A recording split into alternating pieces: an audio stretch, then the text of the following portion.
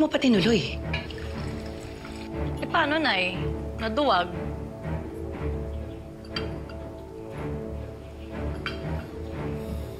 Kinabahan ako, okay? Hindi ko alam kung paano sila kakausapin. Nagdaday lang ka pa. Ang sabihin mo, katulad ka lang talaga ng tatay mo, kayang talikuran ng pamilya. Huwag mo akong ginagaya sa tatay mo. Tatay mo? Ba't sino bandawag sa atin? Ikaw nga hindi ka nakikipagrelasyon, di ba? Dahil sa ginawa niya. O bakit dinideny ko ba? O talaga namang di ako nagbo-boyfriend kasi takot akong maiwan gaya ng ginawa ng tatay mo sa atin, tsaka gaya ng ginagawa mo kay Daisy at sa anak nyo? Tama na! Nagkakapikunan na kayo, ha? Pwede ba? Huwag niyo nang isali yung tatay niyo dito. Si Andrea kasi, singit ang singit sa tatay niya. Tatay mo? Tatay natin. Tama na sabi eh. Diba? Si Daisy at saka si Tetay ang pinag-uusapan dito. Eh bakit palaging kasama yung tatay niyo? Hindi pa ba kayo naka-move on sa lalaking yon? 18 years na.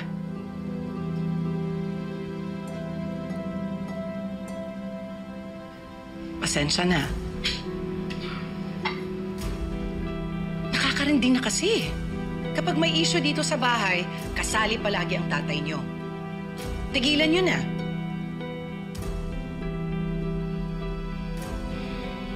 Sige. Kumain na tayo ng tahimik.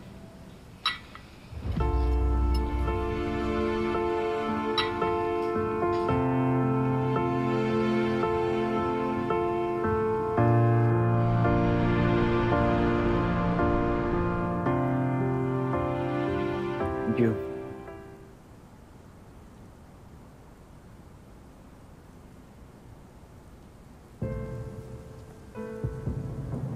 Anong ginagawa niyo dito?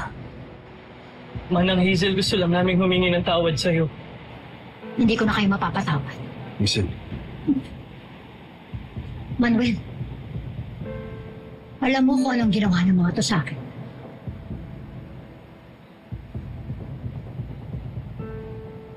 Nag-abroad ako.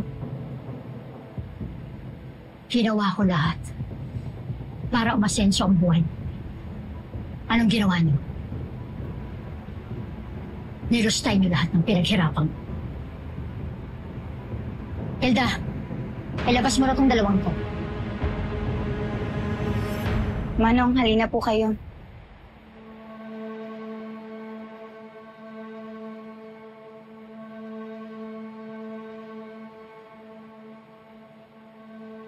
Sel, baka naman pwede pakinggan mo muna sila. Total, matagal na silang humingi ng tawad sa'yo. Nasa Saudi pa lang tayo. Mahirap patawarin ang ginawa niyo sa... Oo, alam kong mahirap. Pero hindi imposible. Desisyon niyang pagpapatawad, kung gugustuhin mo, magagawa mo. Sel, pamilya kayo. Hindi naman kailangan may balik yung dati. Basta ang mahalaga na magkapatawaran kayo. Ate, pinaalis ko na si Manong.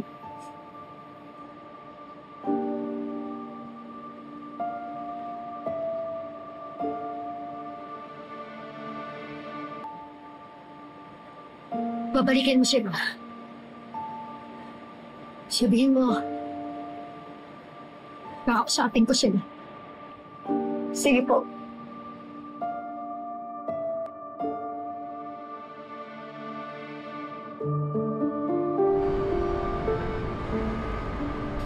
O Mars, ito na yung sa accounting ha. Pakibigay na lang sa kanila. Salamat. Mars, nag-follow up na naman yung Pinoy Moms para dun sa interview. Nung sagot, Hindi pa ako nakapag-decide eh. Pwedeng balikan na lang kita. okay Mars. Mauna na muna ako ha. Sige. Try tomorrow. Salamat, Mare. Bye. Bye. Ano to narinig ko, Pinoy Moms? Velma, you have to accept it.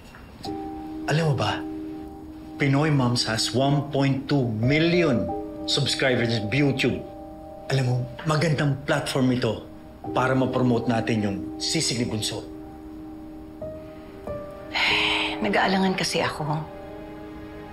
Gusto lang naman nilang malaman yung tungkol kay Manuel I'm sure dun sila magfo-focus. Then, straight back to business. You know what? I'll give you some pointers on how to guide the interview. Doon lang sa gusto mong pag-usapan. Mahihirapan lang ako. Kasi, pag si Manuel yung topic, natitrigger ako eh. Katulad nung kagabi. Nabanggit na naman siya ng mga bata. Naku, uminit ka agad yung ulo ko. Velma, naging parte siya ng buhay mo. Every now and then, his name will come up. Hindi ka dapat naapektuhan. Alam mo, you know what I think? Hindi mo pa siya napapatawad. Bakit mo naman nasabi? Dahil kung napatawad mo na siya, hindi iinit ang ulo mo kapag napag-uusapan siya.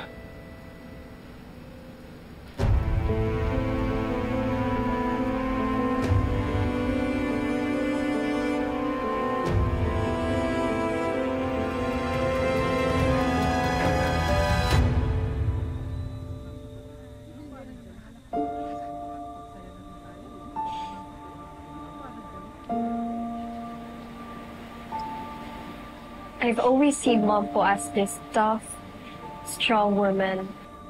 I never thought na mapaforgive po niya sila Uncle Mario and Uncle Mikoy. But she did. Because of you, Dad. You have to realize how important forgiveness is.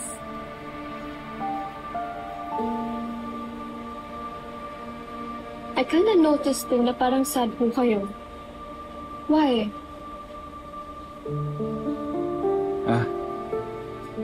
Iniisip ko lang kasi kung hindi napatawad ng maayos mo si Mario at Mikoy, di abang buhay nilang kargo yung kasalanan nila. That would have been awful po. Hindi ko po ma-imagine being in their position. Knowing someone I love chooses not to forgive me. Oh, ayan na pala yung mga pinsa mo. Di ba gusto mo silang makilala? Tara, let's meet them po. Sunod na lang ako. Okay po.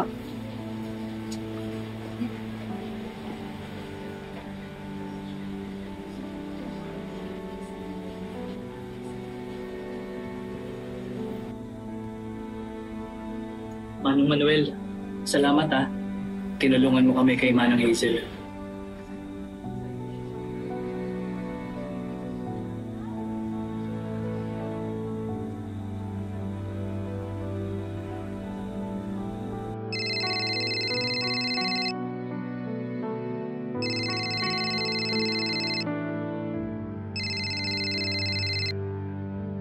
Hello, Pare Manuel. Nandito ka sa Pilipinas? Oo, pare. Namatay yung nanay ni Hazel eh. Ganun ba? Condolence, pre. Salamat, pare. Pare, pabor naman, no? Pwede ko bang mahingi yung number tsaka yung address ni Pelma? Pre naman. Di ba nag-usap na tayo? Bago tayo maghiwalay sa Saudi, ayoko na maging tulay sa pamilya mo, pre. Pare, sige na. Kahit yung number na lang. Hindi pwede, pre. Tsaka ayokong mabugbog ni Paz. Huwag mo na silang guluhin, pre. Okay na si Maring Pelma at ang mga bata. Huwag mo na silang guluhin. Pare, hindi naman ako manggugulo. Gusto ko lang silang makita. Bira ka naman. Sige, kung gusto mo lang ng update. Pre, lumago na yung negosyo ni Maring Pelma. Okay na yung mga bata. Huwag mo na silang istorbohin. Talaga? Anong negosyo yung longganisa pa rin ba? Oo, yun pa rin. At saka, pre, huwag mo na silang istorbohin. Huwag mo na silang guluhin. Sige na. Gusto mong makausap si Felma?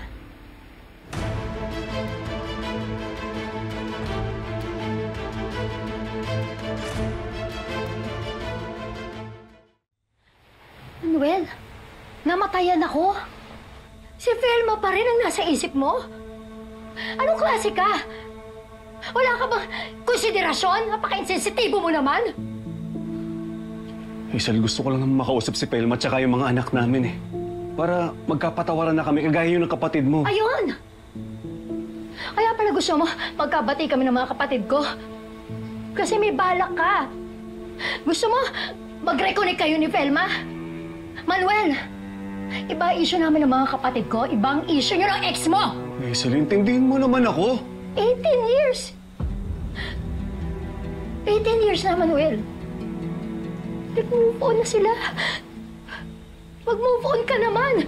Sabi ni Hazel, hindi mo. Nako! Huwag mong pupuntahan si Felma. Intindihan mo ako? Huwag mong pupuntahan si Felma. Sundin mo ako dahil asawa mo ako!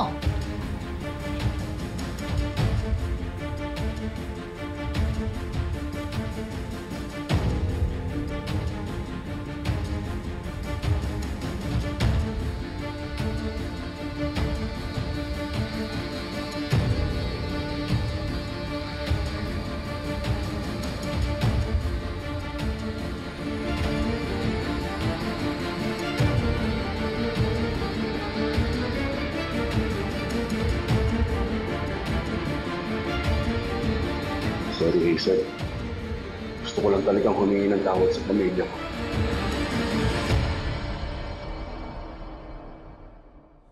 Nay, buti pumayag po kayo dun sa interview ng Pinoy Moms. Ano daw po bang pictures yung kailangan nila? Kahit ano naman daw. Pero sabi nila, dapat may mga luma din. Yung bago tayo umasenso sa buhay.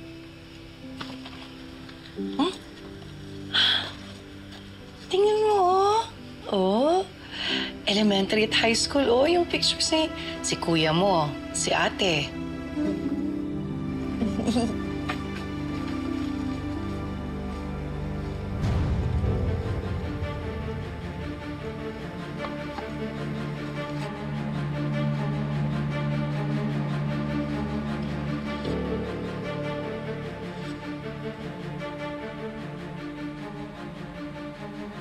Natapon ko na to, ah. Natapon ko na to kay Jeffrey, ah. Nay, wag po. Pinatapon ko na to kay Jeffrey. Jeffrey! Nay, ako po nagtago niyan. Ako po nagtago niyan. Pinulot ko po nung tinapon po ni Kuya. Kuli naman! Sorry po, Nay. Hindi ko po kasi nakita si tatay sa personal, kaya diyan ko lang po siya tinitignan. Matagal na tayong kinalimutan ng tatay mo. Kaya kalimutan mo rin siya.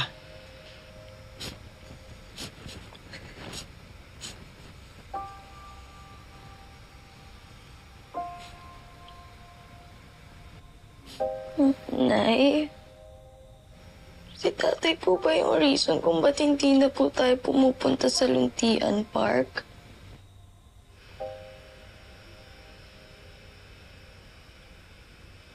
Oo, Bunso. Napaka-special sa amin yung lugar na yun. Pero simula nung nagloko siya at iniwan tayo. Asawa ko na si Manuel. Tigilan mo ng pagtawag ng mahal sa asawa ko. Anong asawa? Oo, asawa ko na si Manuel. Hello, mahal. Huwag mo akong tatawaging mahal! Ginusto niyang pakasalan ako. Narinig mo? Kasi buntis ako! Binuntis niya ako!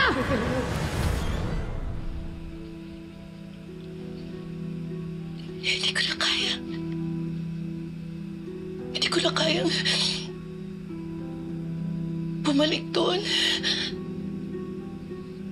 Kahit nga pumasok, hindi ko kaya.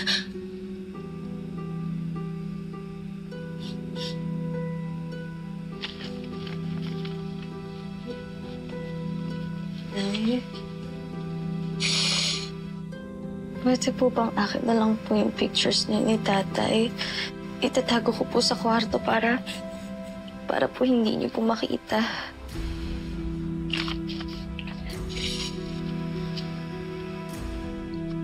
Pwede ba?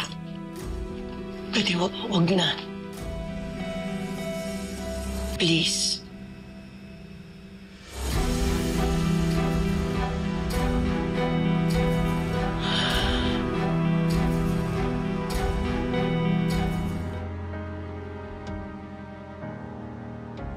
Kaya ko. Kaya ko naman pala.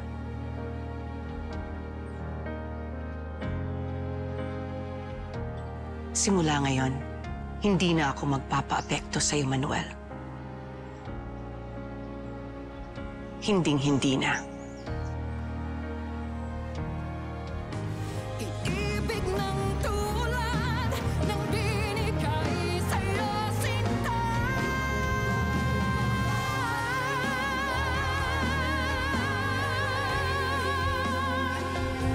Hindi na ba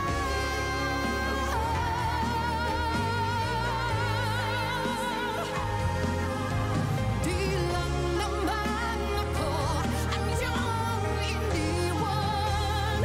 Bakit umaasan kami iyong babalikan? Mahal?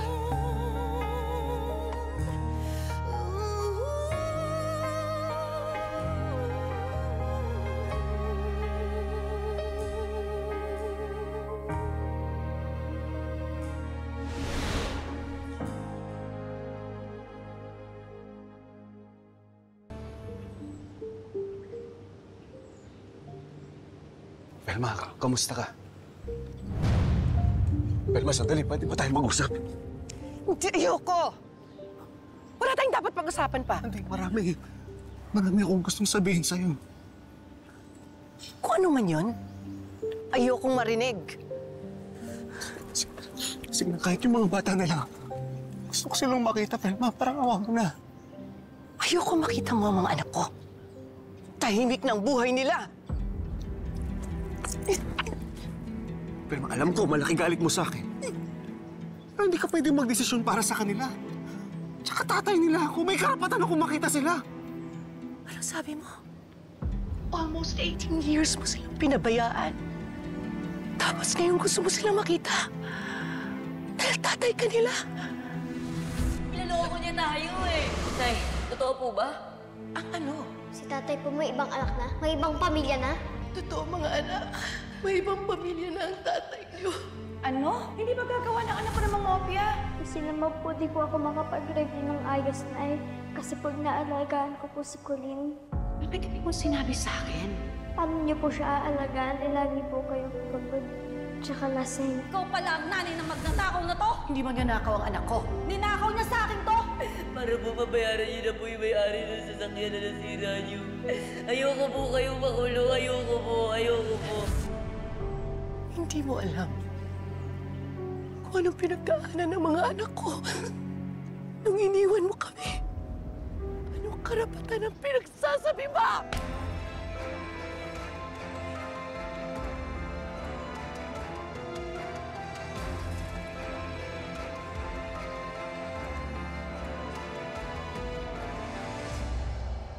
Tracking app, di ba? Merong tracking app yung phones natin. What? Don't tell me you're going to track him po. Mom, you can only use that kapag emergency. Oh, well. This is an emergency. Ngayon, ituro mo sa akin kung paano gamitin yung tracking app na yan. Kung hindi, malilintikan ka sa akin.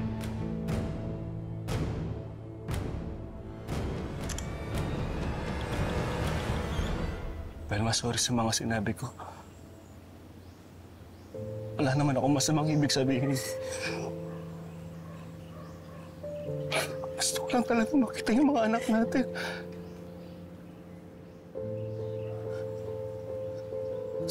Miss ko na sila. Huwag mo nang alalahanin ng mga anak ko. Okay sila. Dahil pinalaki ko sila ng maayos. Alam ko, Velma, alam ko. Hindi mo sila pinabayaan. Gusto ko lang talaga silang makaharap. Kayo, apat. Gusto ko lang sana ang personal na humingi ng tawad sa inyo. Sa lahat ng kasalanan na nagawa ko sa inyo. Uli na para sa lahat ng kukusin. Alam ko. Pero Velma, ngayon lang ako nabigyan ng pagkakataon. Malamang hindi na mauulit yun dahil mamayang gabi babalik na kami ng Canada. Sige na, para tawa mo na. Gusto ko makita si Adeng, sila Jeffrey, tsaka si Bunso. Sige na, Velma. Magkaawa ako sa'yo.